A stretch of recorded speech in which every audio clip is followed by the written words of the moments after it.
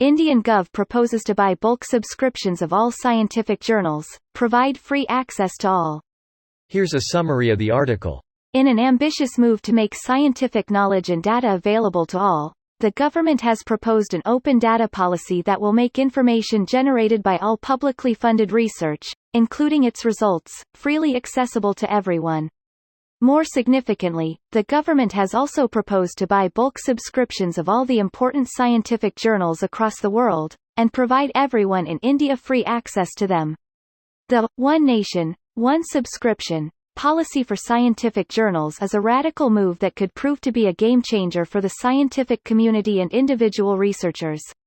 There are more than 3,000 to 4,000 high-impact scientific journals, and sources say the government might have to spend a few hundred crore rupees every year to get their bulk subscriptions.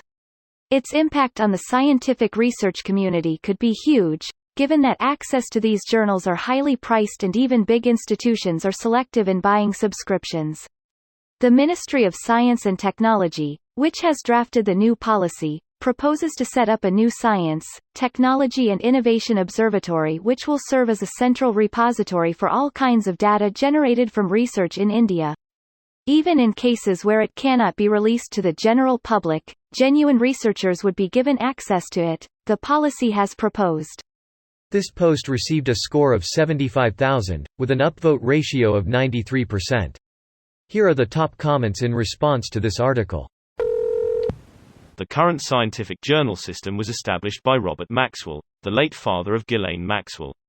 I wish to see the day it's abolished. Wow, I thought, hey, don't smear the father with the sins of the child, but it turns out shit really does come from shit. The shit apple doesn't fall far from the shit tree, Randy. Listen, Bubs, hear that? Sounds of the whispering winds of shit.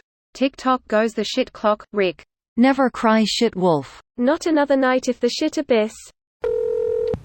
This is hilarious because Elsevier, Wiley and American Chemical Society sued LibGen in Delhi High Court a few weeks ago, most probably thinking it would be easier to win since Indian copyright and digital laws are poorly defined.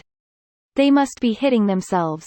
Didn't know that. Thanks to LibGen I can get all books for my studies in college which could have costed me a lot. First semester in college way back in 2012 I paid close to $850 for my books and sold it back to the bookstore, whichever ones they would take, for $80–90.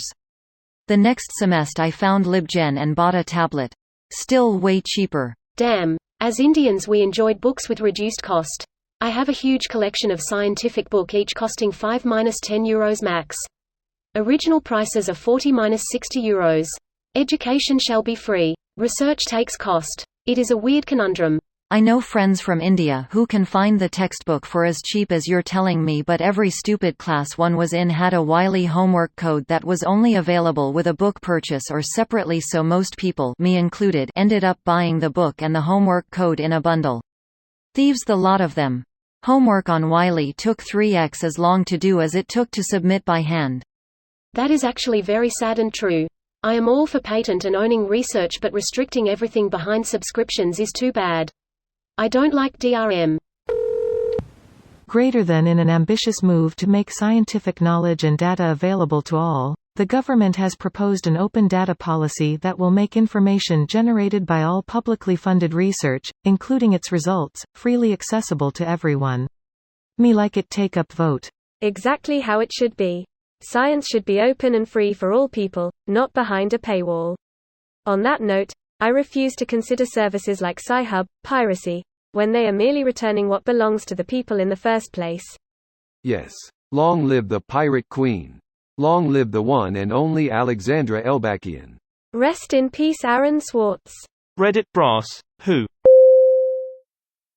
This video was automatically created by Reddit to speech. The article and comments in this video were selected from Reddit according to their upvotes, and any paraphrasing was performed by smmry.com, without any human intervention.